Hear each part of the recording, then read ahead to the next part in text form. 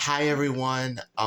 It's been quite a while since I did another video. I want to get back to it again. I've been kind of busy lately. Tis the season to be spooky, but also because my mom's on vacation, so I kind of have to take care of the entire house as well as feed three dogs, one guinea pig, and two cats.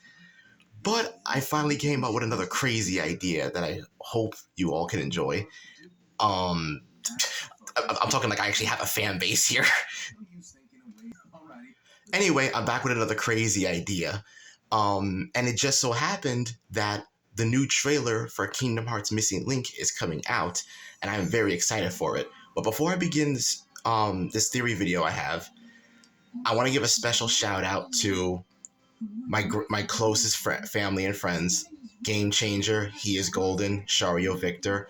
I also want to give a shout out to my senpais, as you could say, my peers in the Kingdom Hearts community, HMK, the Gamers Joint, Andy Brew, Kitties and Middies, aka Subject X. I'm not letting that go, and of course, most of all, the Landy Lodge.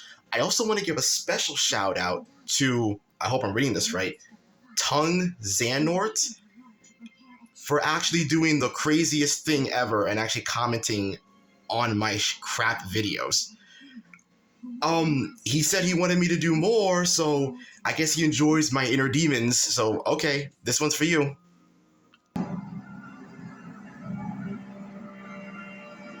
The Keyblade.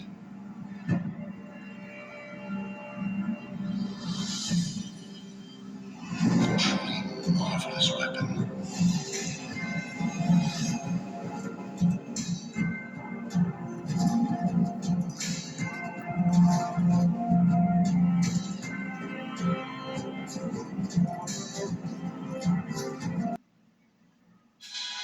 Now, we all know the legend of the Keyblade.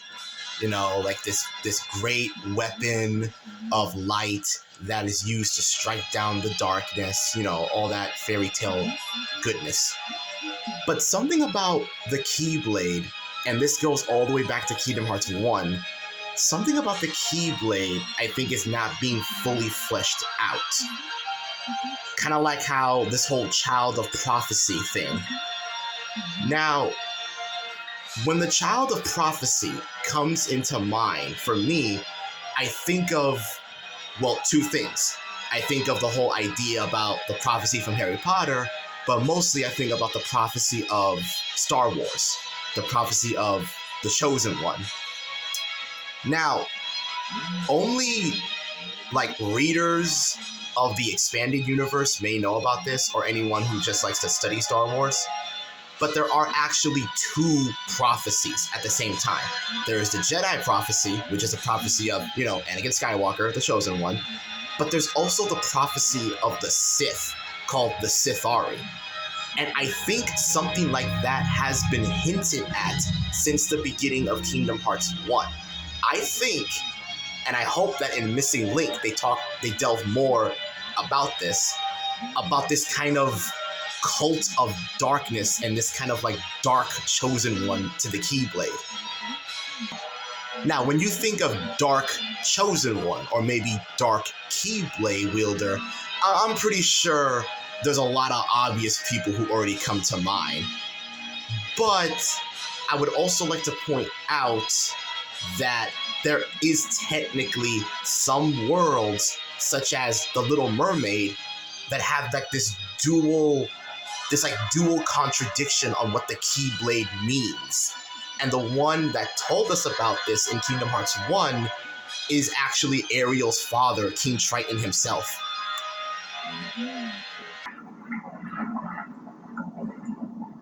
Young man, you're not from another ocean. You're from another world. Then you must be the key bearer. How did you know? You may fool Ariel, but you can't fool me. You don't know your dorsal fin from your tail. As the key bearer, you must already know one must not meddle in the affairs of other worlds. Of course I know that, but... You have violated this principle. The key bearer shatters peace and brings ruin. I thank you for saving my daughter, but there is no room in my ocean for you or your key. That's right. The Keyblade. So, this is the key. Exactly. The Heartless have great fear of the Keyblade.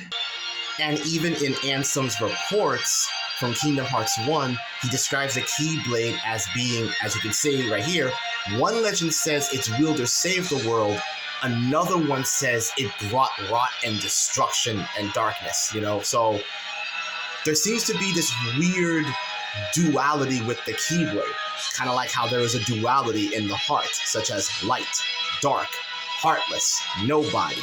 And even in the new trailer for Kingdom Hearts Missing Link, we kind of see them talk about that too.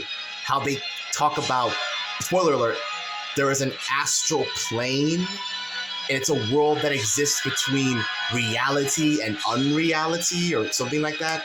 I'm not going to pull the thing up just in case, you know, copyright stuff. But that sounds very familiar. My name is Igor.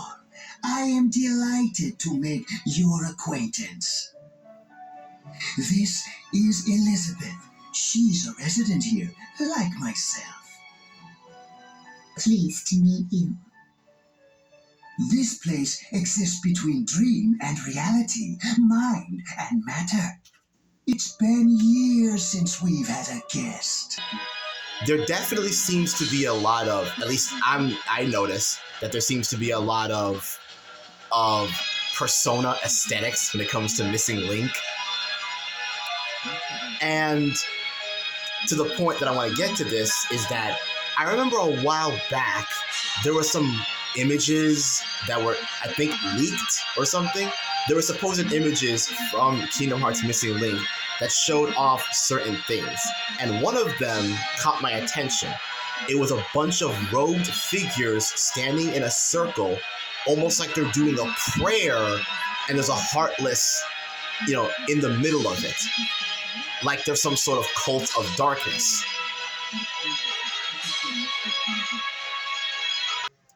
Again, for just in case purposes, I myself will not be, you know, showing any of the images, mainly because I'm using a phone to do all of this. But if you guys wish to see the images, I suggest please go to the Landy Lodge and go to this podcast specifically, where he talked about it. What if this is why Missing Link is an era long forgotten? What if this so-called cult of darkness actually succeeded and plunged the world into darkness? Hence the reason why maybe there's a duality with the story of the Keyblade. How one legend says it's a weapon for good, and then another says it's a weapon for dark. And then that got me thinking again about the similarities it shares with the Sith prophecy of the Sithari. Is there someone in Kingdom Hearts who fits the description of the Sithari? I think there is, but this is just a crazy idea I have. What, if I remember correctly, the Master did say that at one point darkness was a singular person until, like, well, he became that, that shadowy figure right there. This may be the reason why us, the player character, finds Xehanort, thinks he's the child of prophecy, and then decides to take him away from this world. Maybe Scala at Kylam is just doomed to fall to this cult of darkness, and then maybe rise up again to be the Scala that we know, that we see in Kingdom Hearts 3. But maybe this is why he feels like, I have to take Xehanort away so that this cult doesn't, you know, these heartless worshipping cult can't find him. And as we know, Kingdom Hearts Missing Link is going to be about bloodlines. I'll talk about that later, but if you want to see the pictures again, go check out the Landy Lodge. He also did a video about the pictures that recently showed up on their Twitter account, or their X account. And it was very reminiscent of like King Arthur and like the Round Table to me. And I always started speculating that like maybe Xehanort's mom is from an important house or something. This is where I go into who I believe the Kingdom Hearts Sithari is. And this is pretty much the best guess I can give. I think the Kingdom Hearts Sithari, or the Dark Chosen One for the Keyblade, is Darkness himself. I think that when darkness gathers, see what I did there? When darkness gathers as one being again, he regains himself as one being again, that might be the Kingdom Hearts version of the dark, the dark Keyblade wielder from this dual prophecy that they seem to have. Or since Kingdom Hearts Key and back cover shares a lot of biblical references, you could even say that that's Kingdom Hearts' version of the Antichrist. And Kingdom Hearts and Final Fantasy have a tendency to, like, in a way, copy homework from each other. A lot of what happens in Final Fantasy could also be akin to what happens in Kingdom Hearts. It's almost like Final Fantasy is like... Oops, sorry about that. It's almost like Final Fantasy is like a fresh review of what's going to happen in Kingdom Hearts.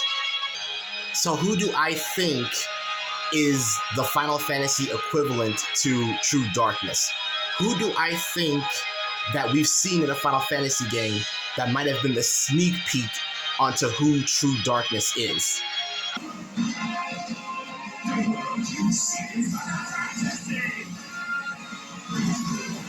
The only fantasy here is yours. And we shall be its final witness.